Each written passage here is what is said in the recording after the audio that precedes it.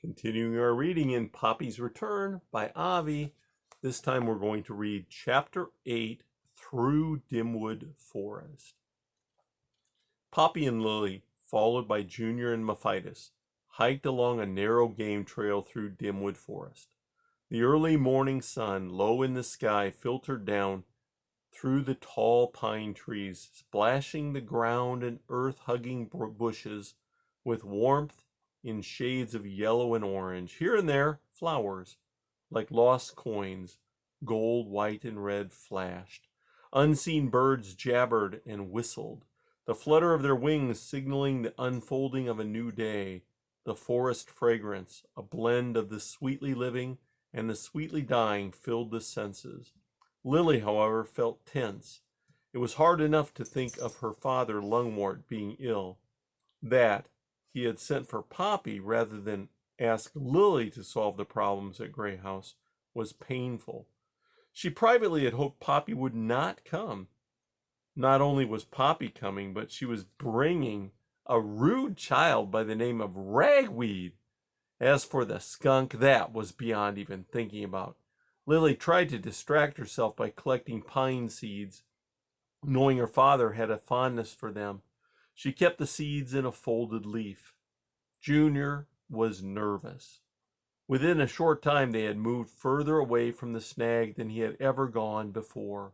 The forest was larger, deeper, and darker than he had imagined. For the first time he understood why it was called Dimwood. Feeling quite puny, Junior was grateful that Mephitis was at his side, so large and confident. To hide his unease, Junior talked. But most of all, he laughed. To laugh meant everything was all right. Mephitis was glad he was with Junior, too. He depended on the mouse's constant sense of fun, his ready laughter, and his lack of worry. Yes, Junior liked to complain about his parents, taking for granted that they were always there to complain about. Mephitis loved to hear about Junior's large family, not that he ever said so, nor did he want to get too close to them. If they learned the truth about him, they might forbid Junior's company. That would be awful. As Poppy gazed about at the forest, she could only smile. She was recalling with fond amusement how her first view of the forest had filled her with awe. Since then, not only had she come to love Dimwood Forest, she adored the life of adventures and surprises she discovered there. Even as she walked, she caught sight of a spider web that was wet with dew, glistening in the early sunlight, simultaneously delicate yet strong. Then she found herself thinking of Rye, the children, and Aerith. Her thoughts kept a smile on her face. If she had been alone, she might have danced. Instead, as she and Lily walked side by side, Poppy set the pace, eager to complete the trip, then return home. Lily was more careful in her steps. From behind, Poppy could hear Mephitis and Junior's chatter. While she could not tell what they were saying, they continually broke out into boisterous laughter. A few times they exchanged belches, which evoked even more laughter. While Poppy was glad they were having such a good time, she loved their youthful exuberance. It saddened her that Junior laughed so much with his skunk friend, but had stopped doing so with her. There was a time not so long ago that he had laughed a lot with her. To laugh with your own children, nothing was better. "I must confess," Lily said to Poppy, breaking into her thoughts, "as delightful as was my brief visit to Dimwood Forest, I'm glad to be going home. I'm sure you're pleased to be going home, too, at last." "I've come to think of the snag as my home," said Poppy. "Goodness," said her sister. "That old dead tree? Poppy, it doesn't even have branches. You surprised me. I thought you had more style." Poppy thought for a moment before saying, "Lily, it's where my family lives." "Oh, I know," said Lily with a light laugh. "And I suppose you probably do need to live there. Still, I believe there's nothing like one's old home, old family. Don't misunderstand me, Poppy. Rye seems devoted to you. I'm sure he's a good husband. I found him very pleasant, very accommodating, but then, after all, he is, well, a golden mouse. I'm sure it will be so nice for you to be among what's most familiar and comfortable, your own kind. The deer mice with whom you grew up. That has to be, well, restful. I'm sure you can stay as long as you'd like.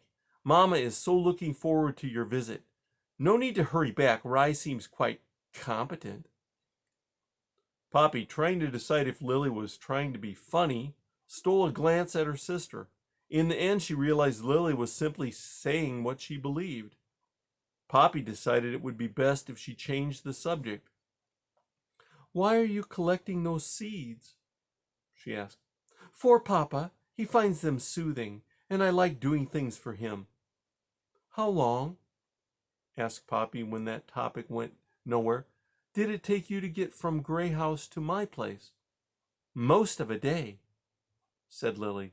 "But once you get across Glitter Creek, it's nothing." "Was the water up?" Poppy asked.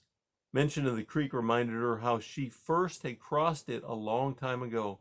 Short rock-to-rock leaps, during which she had slipped into the water and almost drowned. "I took the bridge," said Lily. "Now that the dreadful owl, what was his name?" "Do you mean Mr. Oacax?" "Right, Oacax. Now that he has left the neighborhood, getting about is so much easier. But Poppy," Lily went on, "I should warn you, you'll find Lungwort changed." "How so?" "He's not very strong. He spends a lot of time in that old boot of his sleeping. Not that he wants to give up his authority as head of the family. You know Lungwort, change is the enemy. So he does complain a lot and is easily agitated." "He always was agitated," said Pop. "I suppose," said Lily.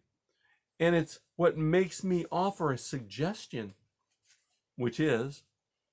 "It's about that skunk, Junior's friend. What's his name?" "Mephitis."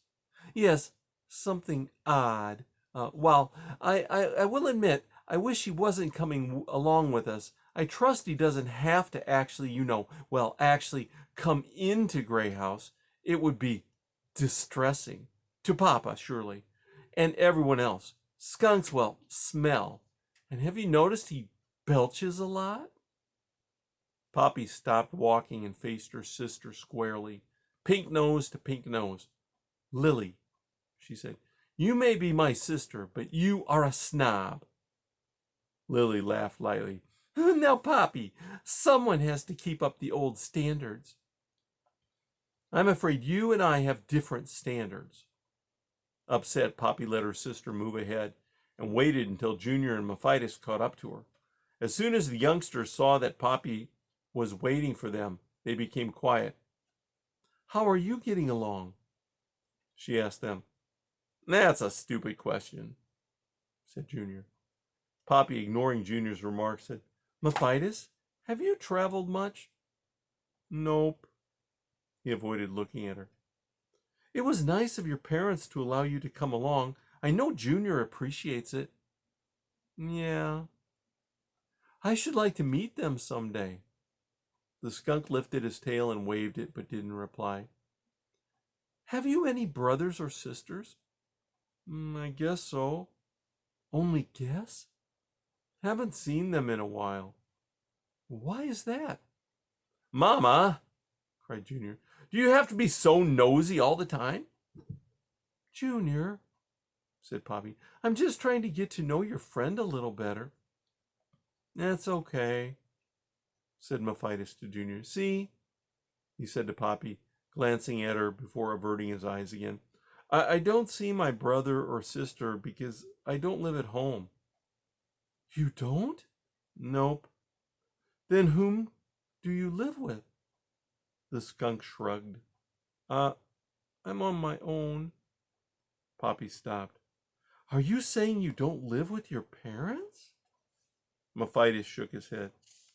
"Why is that?" "Because," cried Junior, "he's lazy, spoiled, self-centered, and a bad influence on everybody. All he does is make trouble and a lot of mess, so no one ought to have to put up with him." "I also stink too much." said Mephitis, grinning. Poppy closed her eyes. The way I see it, Miss Poppy, Mephitis went on, families are old stuff. Aren't you glad you asked? Junior said to Poppy. Mephitis, it seems to me, Poppy began to say, only to decide such talk was useless. Instead, she turned away and walked alone, her good mood completely gone. And that's the end of chapter 8.